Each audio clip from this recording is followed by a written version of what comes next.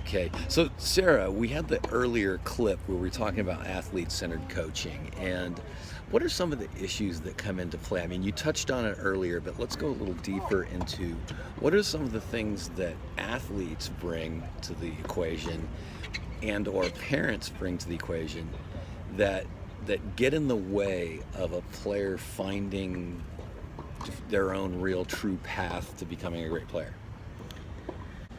One of the main things that makes it difficult to teach things to a player is some people use the term they're not coachable, but I think not coachable is just a term that's used when an athlete's not really open and they're really stuck on their own ideas. Sometimes that's because they have a fear of failure. Sometimes that's because they think they know everything about what they're doing.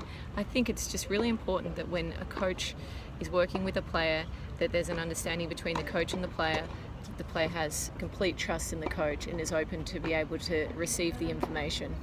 Okay, so when players don't initially trust the coach, okay, let's say the player has a fear of change. Yeah. So establishing that trust with the player who doesn't trust you, how do you go about helping them overcome this fear of change? Well, I think one thing that's important from the coach's side is they need to realize that trust is just not a given. And a lot of coaches come in a little bit arrogant. Not a lot, I mean, there's coaches that don't, but coaches come in arrogant and just demand respect. And I think you have to earn the players' respect. They have to have confidence in your knowledge. It doesn't matter if you've worked with X, Y, Z great players. That doesn't mean much for the next player. You need to be able to get results with that player.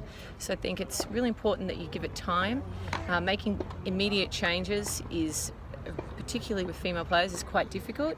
You need to go slowly and don't get out on the court the first day and try to change everything. You've really got to focus on their strengths, pump them up, and communicate that you really believe in them as a player and that they have faith in you, that you're going to stick around and go through the process with them.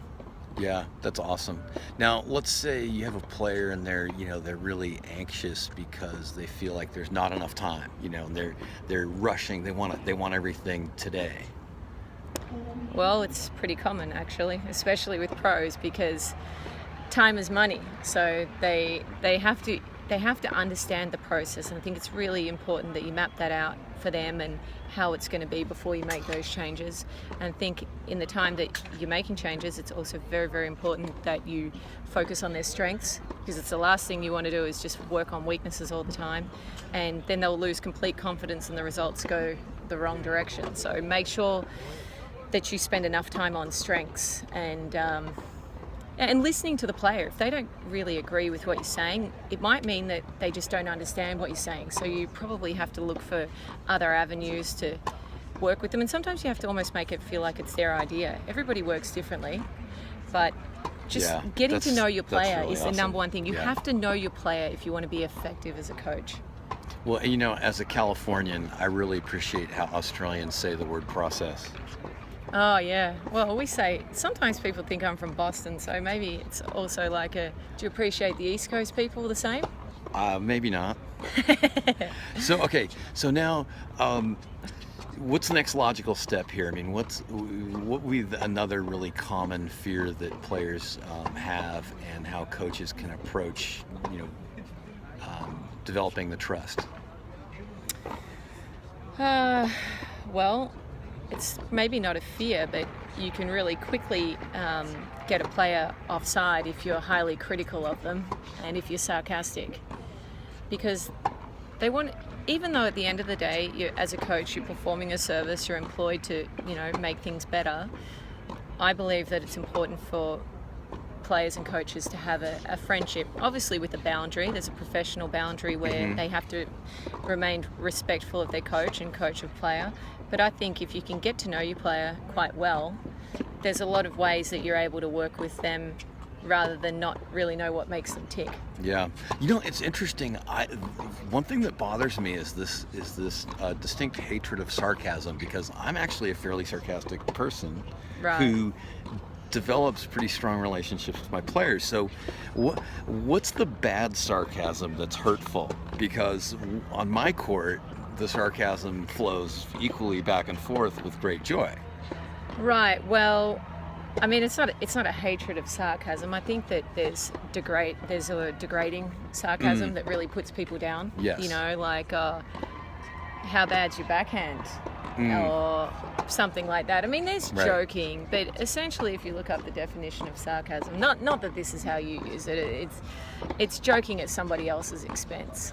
Right. So Right. if you're wanting to play a supporting role, it's particularly important that as you're getting to know the player, that you play a supporting role. And obviously you develop a banter over time, you get to know each other, you get Right. to know where you come from. But if you don't really know somebody and then you drop in a sarcastic comment that they might not know what you mean by it. So there has to be context. Without the Yeah. greater context and Yeah. without like a lot Of of course. emotional deposits in the bank account, And I then think, we can all be a little sarcastic, and some Right. obviously more than others. But when it's a joke, like saying to your player first day, "Wow, you're pretty slow, aren't you?" It's definitely not going to make them fast. But if Right. you've got some inside jokes, like some Right. players, if you don't know them very well, they might be incredibly sensitive about not being fast. So if you make that joke, yeah. you're really gonna Lost them lose right them. there. Yep, you're gonna lose Yeah. them. Yeah. No, I'm thinking of a player that I have that I know I would never say that to her. Well, yeah, obviously you know her, because she's right? been browbeaten by her father on that subject. Exactly. So anyway, thank you very much. Thanks for having me. It's been fun chatting to you.